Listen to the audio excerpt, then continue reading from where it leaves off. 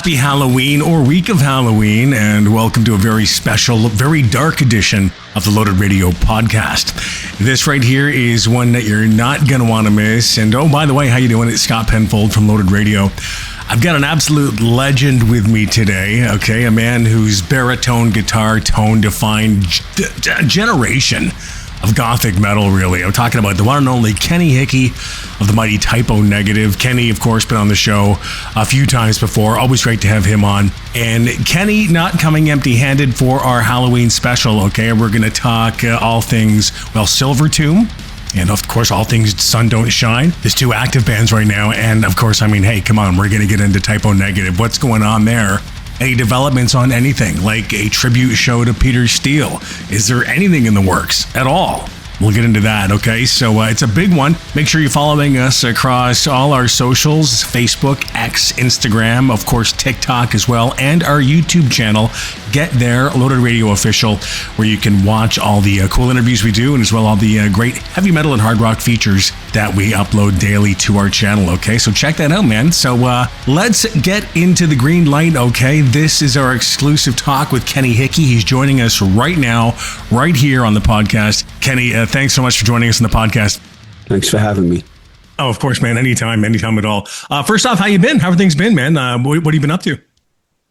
Things have been great. You know, in the studio, being creative as usual, and do some home renovations. So we're gonna be going through that in a little bit. But nice. You know, still put music out. Yeah. You know, I'm wrapping up my SILVERTOMB record, the new one that's going to be released sometime next year. I was going to ask you about SILVERTOMB. Nice. Okay. Getting the artwork done right now, and then you know, we're going to have the early next year release of the Sun Don't Shine stuff. So busy, which is awesome, and I want to jump into that too. But back on SILVERTOMB for a second, I do want to ask, what can we expect with the new SILVERTOMB album, man? Like, what kind of a sound? But can you tell me anything about it? It's expanded. Is it? It's even more orchestrated, more vast, darker. Oh, that's awesome. Dreary, sludgy, but it goes a lot of places. It's sort of how would I best describe it? It's a fusion of Black Sabbath and Pink Floyd. Oh, like, buddy. In a modern sense, you know. Oh, buddy, I can't wait. I love SILVERTOMB. That's going to be awesome, man. So we're looking at next year then. Yes. Yeah. Beautiful. That's beautiful, man. And of course, Sun Don't Shine. First off, I asked Johnny this, and he didn't really give me a direct answer. I figured maybe you'd get me one. What happened with the transition from I Am to Sun Don't Shine? What happened there? Well, you know, I Am, like, when first of all, Andrew Spaulding, he was the guy who got us together. You know, he was the mutual friend that we all had, you know, that worked for us and drank with us and whatever. Of course. But he came up with that name. It's like a stand-in name. It wasn't even a band. It wasn't supposed to be a band. We were just supposed to get together and play a song. You know, he paid for the studio time. We'll see how it came out. You know, it's all in good fun, you know? Yeah.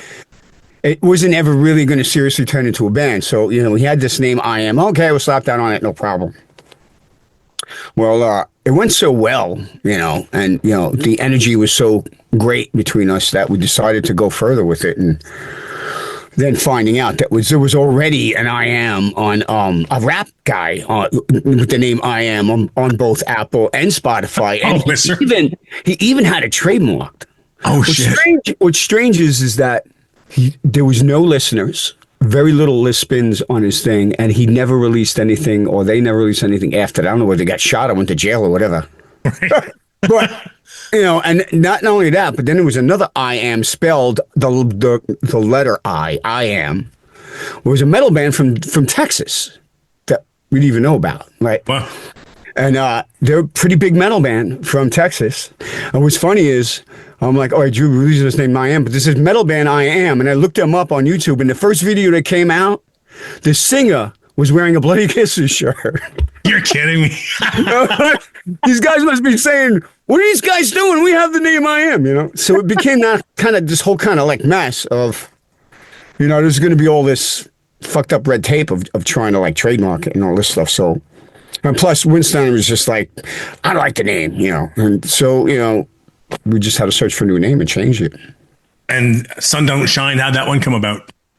Well, we were compiling a bunch of ideas, right? And then it was one of my lists, which I came up with. I was on my way to California, and I came up with like 24,000 feet in the bathroom of a fucking 747, sitting in the bathroom, going through lyrics, and it's a Sabbath lyric.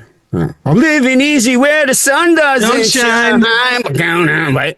Oh, yeah. I do that. I run through Black Sabbath lyrics, and I love, I love their lyrics, and Definitely. So that's how it came about. It was one of the many one on the list, and Winstein really loved that one. There was a couple that were going to be up for it. He really liked that one because he felt it was a very blues thing. He felt it was like a Robin Trower line from Bridge of Sighs. Oh, I love Trower, and that's a great album, by the way. So that's how he sees it. Sun don't shine. So I just think it's the first words in that song. Yeah. Well, I mean, since that initial meeting put together by Spalding, you guys have continued to put out, single after single. And I'm telling you, in my opinion, as being a fan of both Typo, as you know, I'm a massive Typo fan, but I also love anything Winstein touches, I think is just beautiful. He's incredible, right? And Todd's great too, man. They're all great. I'm playing with really talented guys. There's no doubt about it. Oh, you are, man. So like this, and there's a Winstein touch, to everything. But but the Hickey touch, even the Johnny Kelly touch, it all works perfectly. It's cohesive, and the new song "What You Are" is I think a perfect example of that, man. Tell me about that song, how that came about. That was actually a Todd Strange riff. And really? I think it was in the second session we went in, and I had some ideas, and we were going to spend, I think we had maybe 2-3 weeks the most time together.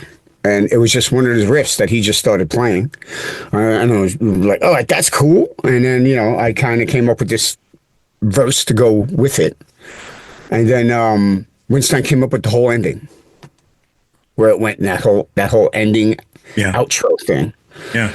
And it was just sort of loosely put together, and Johnny threw a drum pad in. Like a lot of the stuff, we have no idea what the vocals are going to be or where the song is going to go. So we just put down these kind of cohesive parts and did them in a bunch of different ways, double time and, different outros, and just threw it on. Yeah. And I ended up back at my studio with it.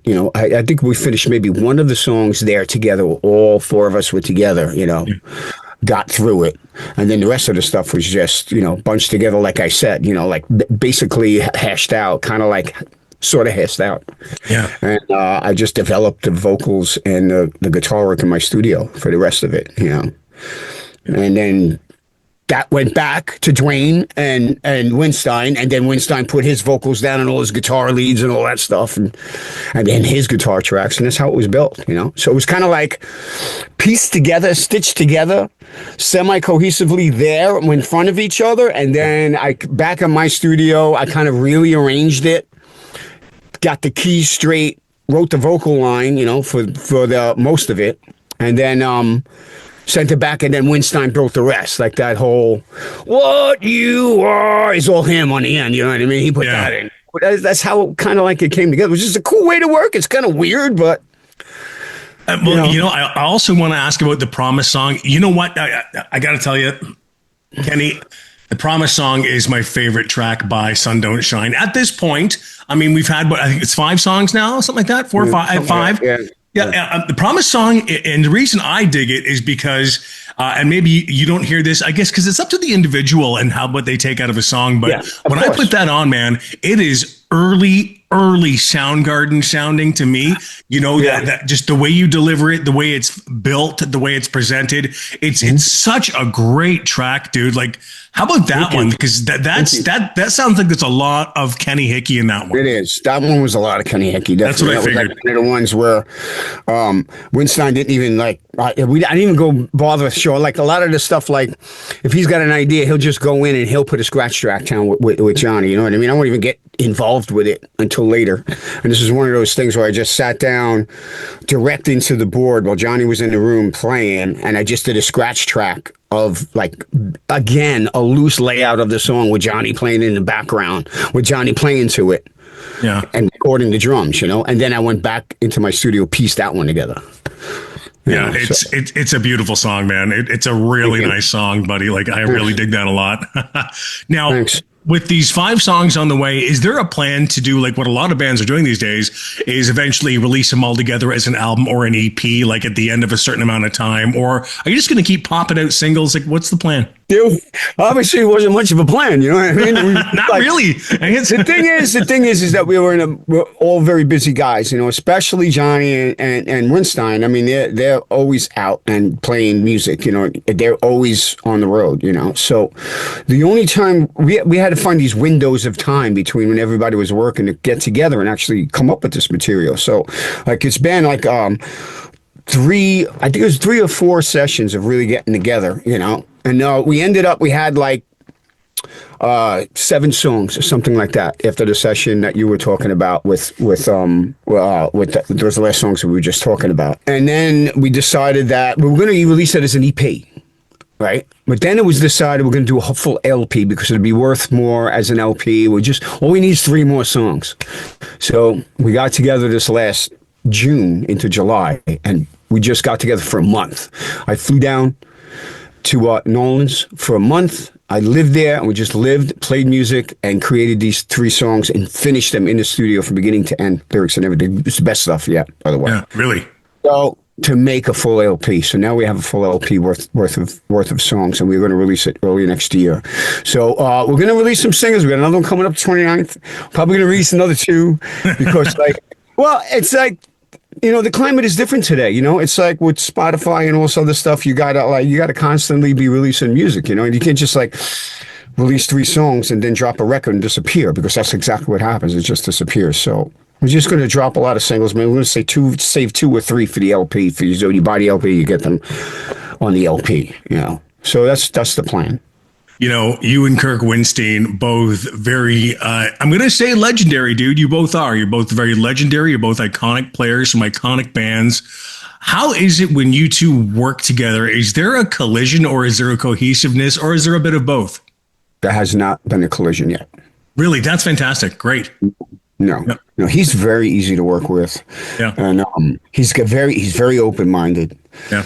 And our styles, we're different guitar players, but our styles do connect at some point, because he loves heavy, slow, sludgy stuff too. And hell yeah, he does. I feel completely at home there too. And like, I know you do.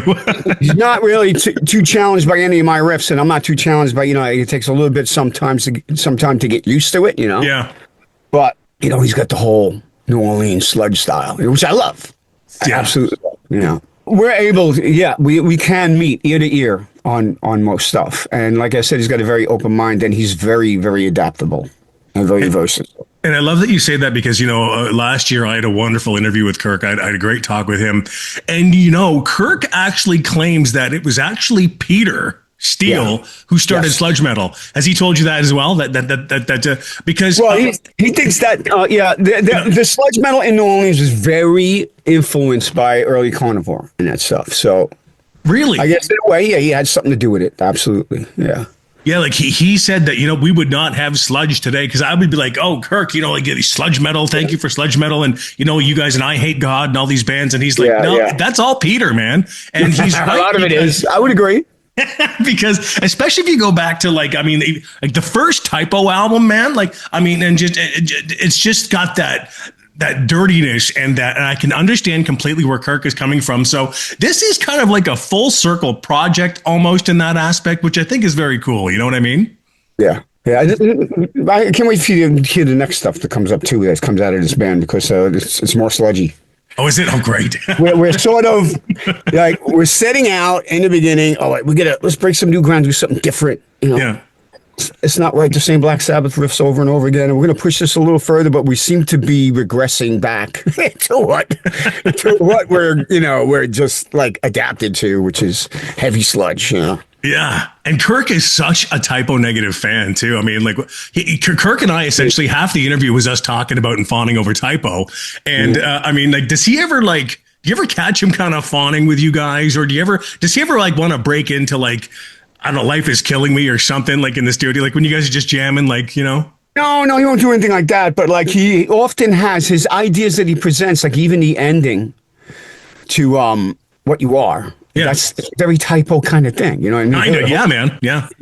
Typo, melodic heaviness, sludginess into it. You know, so in that way, yeah. But like, he's never going to be a fan for me. I mean, you know, like just like me, he has met and played with and shared the stage with a lot of his heroes. You know, Of course. Of course. Rob Halford came up to him at the Riff Lords thing and whispered in his ear, "You know, I have your CD in my CD player on repeat." I didn't know Rob Halford was into Rob slugs. Halford says that to you about, you know, you're not going to be that impressed with anything else, you know. Of course, I do want to talk about typo. Every interview I have with you, and there's been numerous ones, I always bring up the same thing. And I know that you've had some other interviews lately where it's been brought up.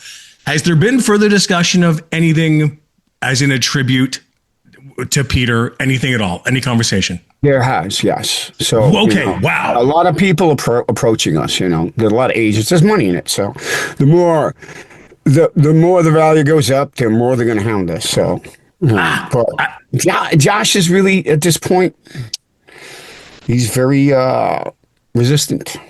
So that breaks my heart. First off, I'm glad to hear that because I mean, I'm the guy, as far as I'm concerned, I'm the guy that started this whole thing 2 years ago with that whole making a big petition for this. And I'm glad that there's finally some discussion. But yeah, I figured Josh, because as we mentioned before, Josh, when he's into something that completely.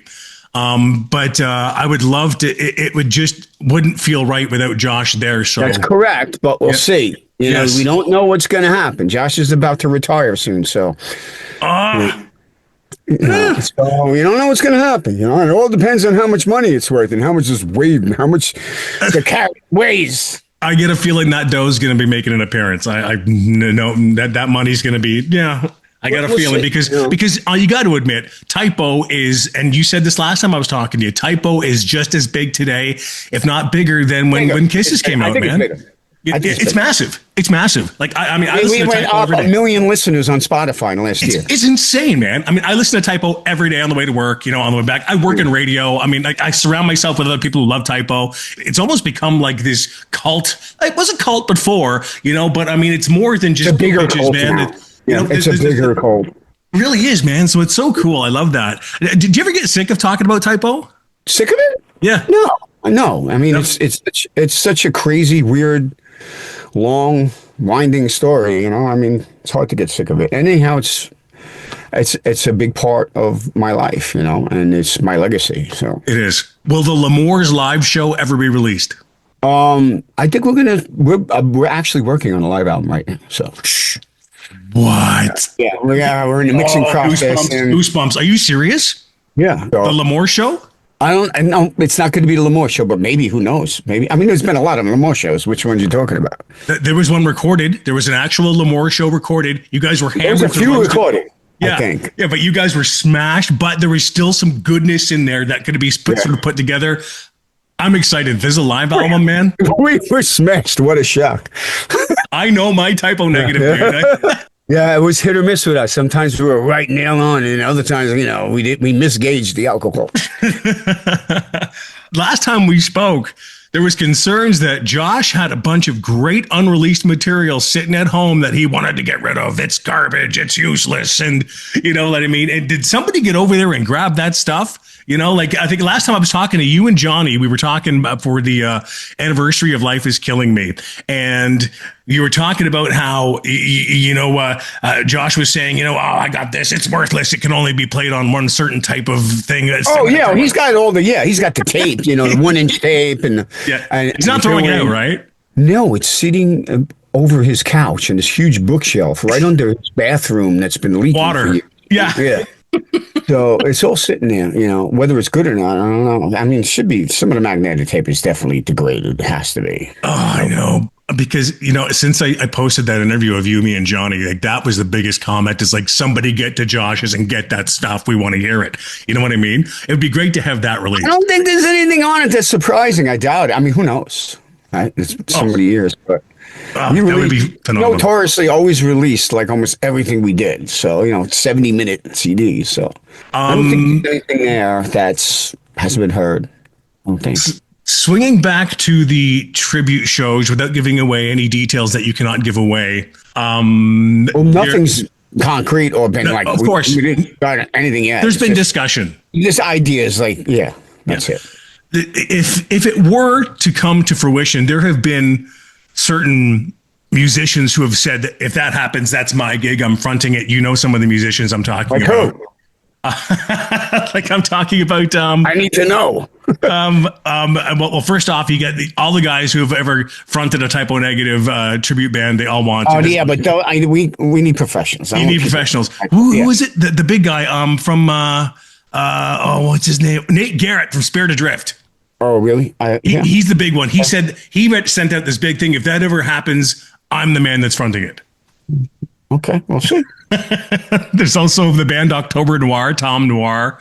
Yeah, I know he's another guy. But if you had your choice, I know before you said Ann Wilson, which no, that was Johnny that said Ann Wilson. You said Axl Rose when I asked you last time. You still maintain that opinion? Well, he does do gigs outside of Guns N' Roses. He does. My girlfriend's girlfriend. That would be different. He's fucking brilliant. Absolutely fucking brilliant and so typo. Could you imagine that? The exact opposite of what everybody would expect or want. Do you in your mind have someone maybe in the back of your mind sitting there like that's the person? Or is there a group of people? No, I haven't. It's a very hard thing to get my head around. And once something, if something really gets concrete, then I'll really start thinking about it and painting over it, because there's all the issue of the bass playing. I think Peter's bass player was more unique than his vocals. Yeah. Baritone vocals. A lot of people with a deep voice could do that shit and roll your R's. Can you roll your R's? But his bass playing was very, very unique. Johnny said the exact same thing to me. Because it was. Yeah. His rig, which was like 112 decibels measured out of his backline, had so much gain and it took up every frequency in the spectrum. And anybody who picked it up could not make it sound musical. It just sounded like. Yeah. Only he could make it sound musical. And like it was it's really a big part of what Type O was. Yeah. What do you think of the growing number of Type O Negative tribute bands? I mean, they're all over. They're in the UK, Ireland, Australia. What do you think? Great. I'm fine with it. You're keeping the torch lit and keeping the memory alive. And I mean, what is an artist's most ultimate goal, I guess, is to have a legacy that lasts, Yeah. And to be, to get so deep into the culture that you become like part of the furniture and you stay there for a century. Type O's not going anywhere, Kenny. They're not. That would be great, and that's artistic success, right? Which once you're dead, you don't care about anything else, right? We don't care about anything once you're dead, but. On Loaded Radio, we have Type O Tuesdays. Every Tuesday, we do Type O Tuesdays, where every few hours we play a Type O song and I talk about it. And it's going to be a really big feature. And we had our listeners send in some questions for you. Would you be willing to answer a few of those? Sure. First question, your 5 favorite Type O Negative songs? 5? Make it 3. 5's a bit much. Go 3. You said Pain before. Well, it depends what you're talking about. To play live? Or just listen to. No, I'd say to listen to. There's so many, man. I would say, Coming Down, Gravity.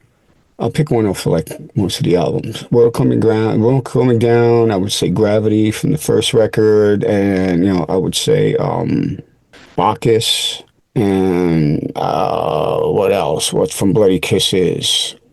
I don't know. And I don't know, from the later stuff, Anesthesia. That's enough, right? Yeah, Anesthesia is a great song. It's one of my favorites too. Fave Type O album, front to back. I would probably say it's up between So Deep and Hard and Coming Down. Those are the most ponderous, longest, but it's just the honesty of those records. Wow. So no Bloody Kisses or October Rush. Wow, really? Those are fun and great albums, yeah. Wonderful albums, yes. But the raw, honest, brutal nature of the two that I mentioned is just so authentic. Those are the 2 most authentic Type O albums. There is something to be said about Feces. I want to say that too. That was a great album. That was authentic too. It's very cool.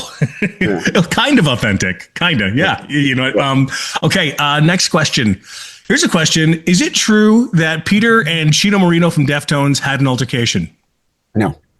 Never happened. No. It was from someone else. It was from someone else in the band and him. So someone else in Typo had a problem with Chino Moreno. Yeah. That was a long time ago. Yeah. No, that's okay. It's okay. I mean, we since played with them like years later in Boston and stuff and everything, you know, so. Oh, yeah. Going. This is going back years ago. Yeah. Yes, very long time ago. You took about like 95 or something like that. Before they were even like popular, you know. Any stories of Dimebag that come to mind for you? There's a million stories. I'm sure there is, man. Typo and Pantera, they were. Dime just always wanted to get the party on and get the rock show on. That's what it was always about, you know. Yeah. I know once he picked him and Rita. He just bought like this $75,000 pickup truck, and we were in Dallas just for whatever reason. And him and Rita picked me and Johnny up. I don't know where we were going. I think we were going from his house to the venue or wherever we're going. We were wasted anyway. And he just got this new pickup truck, and he was like, "What do you guys want to listen to? Tell me what you want to listen to." I said, "Oh, put some Kiss on. Get the Kiss vibe going. Come on, Rita, get the Kiss vibe going." And she put a CD, and I guess it was still CDs, in the CD player, and it got jammed. Oh. And it freaked him out so much. I was like, fuck! What the fuck? We got to get the Kiss vibe going. And Reed's trying to calm him down. He's like, I just bought this goddamn truck. And he pulled the truck over and he starts banging on the CD player. And he actually like stuck a screwdriver in it and broke the CD player. Brand new. He wanted to. And then it was another one. Yeah. It was, I think it was, I want to say Target Center. What's the arena in Minneapolis? See, Johnny remembers all these stupid things. I think it is the Target in Minneapolis. Yeah, it might have been. And it was in the middle of January, and it was snowing out. It was sleeting. Like, what a shock in Minneapolis. And it was me, Johnny, and Dime. We're coming back from the hotel, going to the venue, already, you know, getting wasted. And Dime, he loved to bet on everything. And then he tried to get the taxi driver to get the taxi sideways on the road while he was driving to hit the brake and get it sideways. And he kept upping the ante. I'll give you $100, get this taxi sideways. He goes, no, I'll give you $200. The guy did not. He didn't give in. He didn't do it. But I think he got up to like $600 or $700 cash he wanted to give this guy to get the taxi sideways in the middle of the highway on the way to You know, that's classic Dime, you know. That's classic Dime. And, you know, I used to be acquaintances with his brother, with Vinny. I used to go to his place in Vegas, and he'd have barbecues, and Vinny Paul barbecue. I mean, you've probably... I've been to many of them myself. Oh, me too, man. And I'm telling you, like, some of the stories about how Dime used to write some of his greatest riffs while sitting on the can, you know, and things like that, which I mean, he can go on forever. There's so many stories, too. Just like there's stories... One thing about both of them is they live their lives. One thing I got to say about them. Yeah. They have very long lives, but they live their lives exactly the way they wanted to. Oh, you bet they did. No, you bet they did, man. Okay, so fan questions are going to get upset. Okay. What is the definition of a boo bitch? You know. I'm sorry. Dark black hair and the black fingernails and the little stuck up. They think you like clove cigarettes, you know. So black number one. Yeah. Girls that listen to Nick Cave and early Danzig and, you know, stuff like that, you know. Because there are women who like are proud still today, proud boo bitches with their typo gear and, you know. And they're very, they guard they guard their image. Very much. Very viciously, yes. And what's the saying? I saw Typo play L'Amours for $15 American. How to get the bloody kisses tone? If someone wants to get that bloody kisses tone, what's the rig? What's the gear? Back then, what did I use? I used Marshall, and I think at the time, I was using SGs. It was before the Sustainer pickup, all that came. And I believe I was playing through a boogie. And then, you know, putting lots of, not lots, but a certain amount of delay and chorus. Because the crack of that, it's perfect. It's a beautiful tone, man. It's wonderful. So for those, because I've had a lot of questions. It's a lot of sludge. Yeah. So. Yeah, exactly. Is there a particular cover song that you wish Typo had covered, even though you guys have done many covers? Is there one you wish that you had done that you did not do? I think it would have been really interesting if we did Day in a Life by the Beatles. Oh, that would have been awesome, dude. That would have been really cool. But I love the Beatles medley we did do. That came out fantastic. It actually just came to mind. You guys have so many covers. Have you ever thought of releasing just like a sort of a collection of just the Typo covers? That's an album, man. I'm not sure. Did we do that? Did you do that? Did you believe it? Maybe not. I don't know. If I missed that, then I'll bring it up. I'll bring it up to the guys. Yeah, it's a good idea. That'd be very cool. And maybe an unreleased thing at Josh's might get it. Who knows? Anyway, I asked you about the performing possibly with Nate Garrett, so that's been asked. I guess another question would be, I brought up the band October Noir, who are not a Typo cover band, but they definitely emulate very much what you guys were doing. Do you take that as a compliment? Sure, of course. You do, yes. Yep. Always, yes. Now that we've got a few songs going out now, and back to the new band. Okay, we got new Silvertomb coming out next year, which is great. Looking forward to that. We've got, obviously we're going to be having new music coming out from Sun Don't Shine. Is there anything else when it comes to Typo? Oh, the new merch line. Tell me about the new Typo merch line. Is it new? We introduce new designs all the time. We've been with them now 5 years at least, something like that. Oh, is it really? Yeah. Oh, okay. I thought it was. They released new stuff. Yes. I think yes. Yeah. It's constant. They're always throwing us ideas and stuff, and we reject it. We say yes or no. And it's pretty badass. Besides what we've discussed, is there anything else Typo related that you want to tell fans about? No. The big thing is that possibly working on this. Well, we're going to probably release this live record. So excited about that. Working on the artwork now, and so that's definitely. Is it going to be like Kiss Alive, where you're going back into the studio and sort of adding parts to make it cleaner, like they had to do with Ace and stuff? You don't have to do that anymore. We got technology now. That's true. By the way, I love an interview you did recently where you were praising Ace Frehley, because I'm a big Ace Frehley fan myself. Was Ace a big influence on you? He was a big influence on just my desire to play. Yes. Yeah. Yes, the Fantastic. Image of him when he's smoking Les Paul. It's iconic. And if you were my age, growing up in the 70s, and you loved rock, that was the image, that pushed you forward. And it's not just me, Dimebag too. You talk to Dimebag, and you talk to Weinstein, same thing, same influence. You know what I mean? So it's just the age group. If you were 7, 8 years old when Kiss was big in the 70s, they were the thing. They were God. My final question to you, and you told me this before and I keep forgetting, what was the name that Peter gave every album while it was in production? Love, Sex, Death, and... Sex, Death, Love, Sex, Death, and Other Acts of God, something like that, yeah. Okay, well, there's the name of your live album, maybe. I don't know. It's a suggestion. You know what I mean? Good idea. Yeah, that's a good idea. That's the Peter aspect, right? That would be very cool. That's a good idea.